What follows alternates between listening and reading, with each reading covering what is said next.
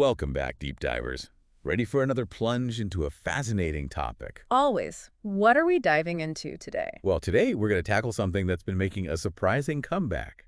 Ooh, Do tell! Flat Earth theories. you're kidding, right? People still believe that. Believe it or not, they do. And it's more than just a fringe belief.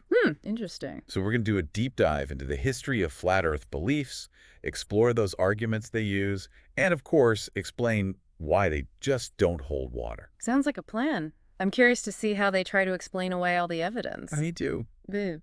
It's amazing how this idea, despite centuries of scientific evidence, continues to fascinate people. I guess there's something appealing about going against the grain, but where do we even begin with this? Well, let's start with the basics.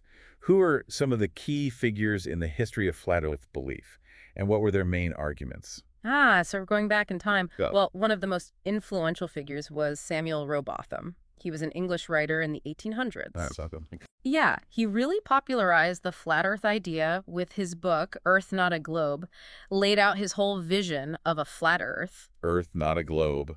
Catchy title. Right. So was it like a giant pizza or something? What did he think the Earth looked like? Pretty close.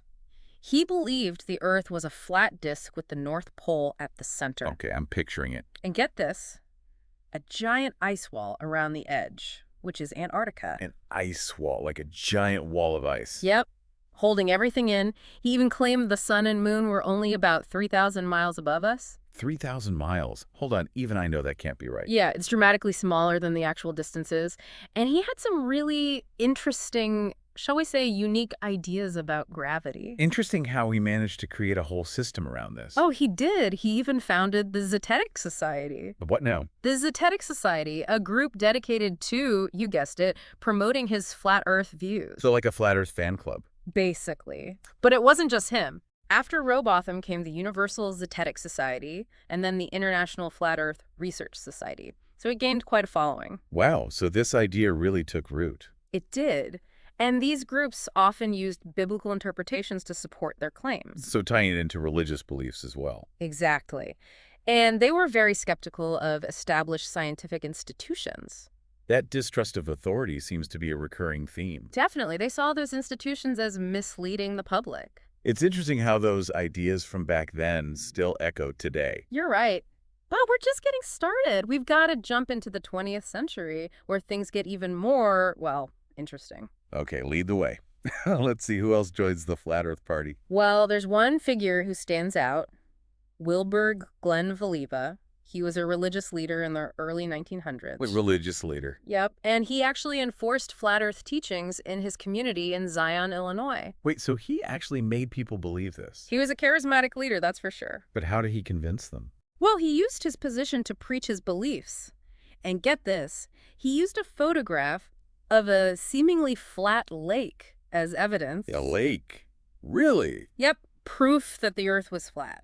Talk about selective evidence. Right. It's amazing how people can find proof for whatever they want to believe. Absolutely. But obviously with the internet, flat Earth theories have blown up, right? Oh, yeah, big time. I mean, I've seen some of this stuff online. It's wild. The internet has been a game changer for flat Earth proponents, connecting people worldwide who share these views. That's like a global community now. Exactly. And what's interesting is that modern-day flat earthers often use much more sophisticated arguments. Really? Sophisticated. They have explanations for evidence that contradicts their beliefs. So they've adapted to counter the scientific evidence. It's almost like they've created an alternative science, which makes it all the more intriguing to unpack, wouldn't you say? Absolutely. I'm ready to dive into some of these arguments and see how they hold up. Well then, let's start with a classic. The ship's disappearing hull first argument. Oh yeah, I've heard that one. Something about how if the Earth were round, you should see the entire ship shrink, not just the hull disappearing first. Exactly. But here's the thing, this is actually just a matter of perspective and the curvature of the Earth. So it's an optical illusion. Basically. As a ship sails away, the hull disappears first because it's going over the curve. But the mast, since it's higher up, remains visible longer. Ah, so that's why it looks like it's sinking. But hold on, if the Earth were truly flat, wouldn't we be able to see much farther? You would think so, right, if there's no curvature to block our view. Exactly. But we can't. Our vision is limited by the horizon. which is, further proof of the Earth's curvature. Makes sense. Okay, what about that argument that the Earth just feels flat when we walk on it? Ah, yes, it feels flat, so it must be flat argument. I mean, I've never felt like I'm walking on a giant ball. It's understandable, but there's a great analogy that helps explain why that feeling is misleading. Imagine someone running towards the edge of a giant flat disk. Okay, I'm picturing it. A giant frisbee. Sure. Now, even on a disc-shaped Earth, gravity would still pull towards the center. Right, towards the middle of the disk. So as you run further and further out on this hypothetical flat Earth, the pull of gravity would feel increasingly slanted. Like you're running uphill. Exactly. Even though it's a flat surface, there are simulations that show how strange this would feel. Wow, I never thought of it that way. It makes you realize how much we take for granted that consistent downward pull of gravity on around Earth. Okay, I'm ready for another one. What's next on the flat Earth argument list? Let's tackle circumnavigation. Circumnavigation.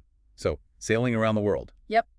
Flat earthers claim this doesn't actually prove it's a sphere. They say you're just traveling in a big circle. But how do they explain that you can circumnavigate going east or west and end up back where you started? That's where their explanation falls apart. On a flat disk, you'd basically be traveling in one giant circle, always moving in the same general direction.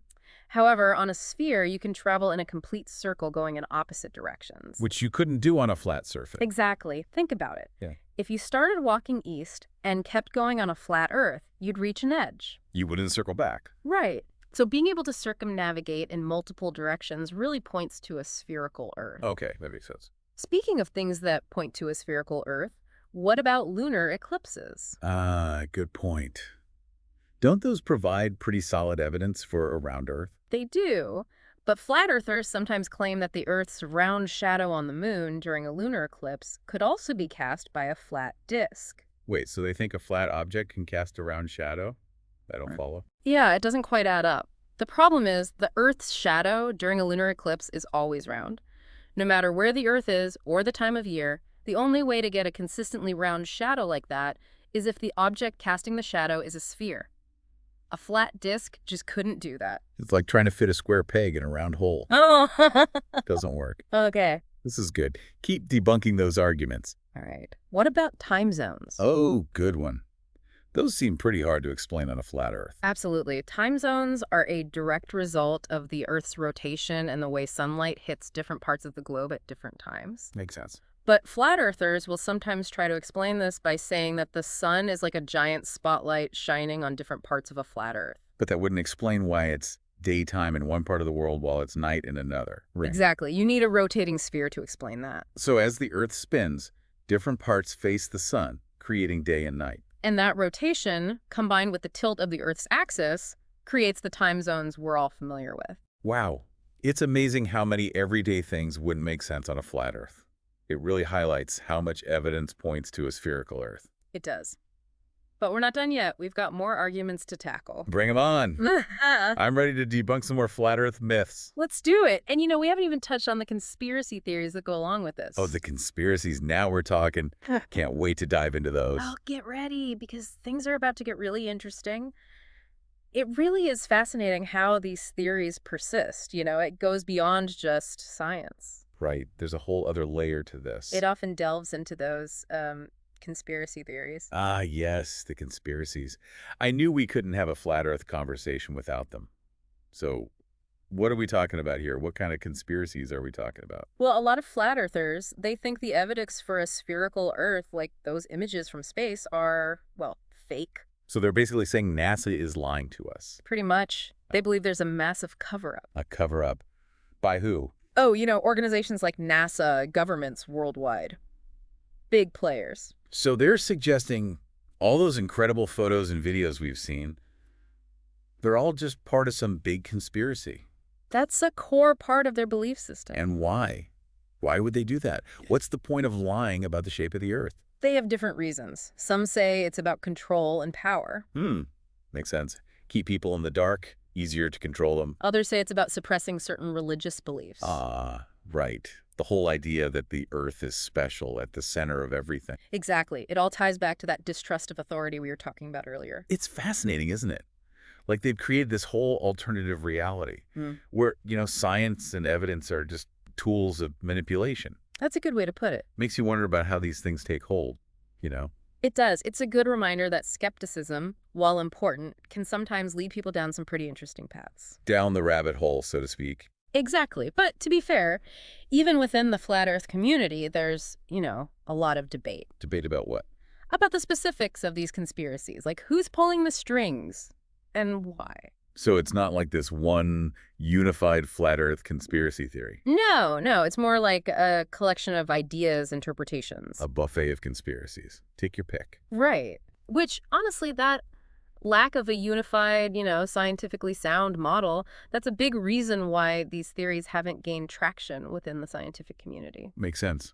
It's hard to take something seriously when it keeps changing. Right. It's like trying to hit a moving target. Speaking of moving targets, what about the other planets? I mean, what do they think about those? Are they flat too? It's a bit inconsistent there. Some believe other celestial bodies, like the sun and moon, are also flat disks. Okay, they can kind of see that. But there isn't really a unified view on what lies beyond Earth in their model. So it's kind of a pick and choose situation. Pretty much. A lot of room for individual interpretation, which I think makes it all the more difficult to, have a productive conversation about these beliefs. It's hard to debate something when the goalposts keep moving. Right? Exactly. When people are starting from such different, basic understandings of reality, it's hard to find that common ground. But it is fascinating, though, isn't it? Yeah. That despite all the evidence against it, these flat Earth beliefs persist. It is. It really speaks to our desire to understand the universe, our place in it. Even if those explanations go against, pretty much everything we know about science. Exactly. And, it's almost like in their attempts to disprove a spherical Earth, they actually end up finding more evidence that supports it.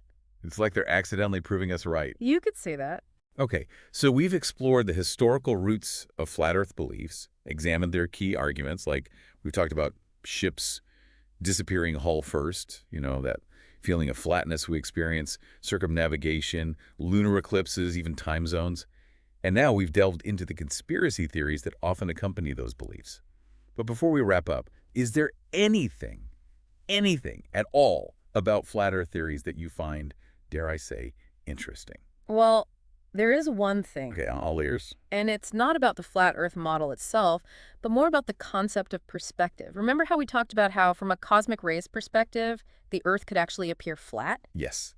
Because time dilation and length contraction. Right. It's mind-blowing. Right. It highlights how our perception of reality, even something as basic as the shape of our planet, is relative. So what we see isn't necessarily what's actually there. Exactly. It's all about perspective. This is. So in a way, flat earthers are tapping into a very real scientific concept, even if their conclusions are wrong. You could say that. It underscores how important it is to consider multiple perspectives, even those we might disagree with, and always being open to new ways of understanding the universe. We've covered a lot of ground, or should I say spherical surface, in this deep dive, and we've debunked some pretty persistent flat Earth arguments along the way. But I gotta say, even though we've thoroughly debunked the idea of a flat Earth, it's still a fascinating topic. It makes you think about, how we form our beliefs, how we interpret evidence, and how we navigate a world where misinformation can spread so easily. It really does. This deep dive into flat Earth theories, I think, it's shown us that even seemingly outlandish ideas, they can spark really important conversations about critical thinking, the scientific method, and the importance of evidence-based reasoning. It also reminds us that it's okay to be curious, to question what we think we know and be open to new perspectives. Absolutely. And ultimately, when it comes to understanding the world around us, science is the best framework we have. It's a process of questioning, testing, refining our understanding based on, evidence, observation, not just what feels right. It's been a wild ride, hasn't it? This whole flat Earth thing. More complex than I thought. We've gone from 19th century England to space and back again, all trying to understand why people believe in a flat Earth. It has been quite the journey.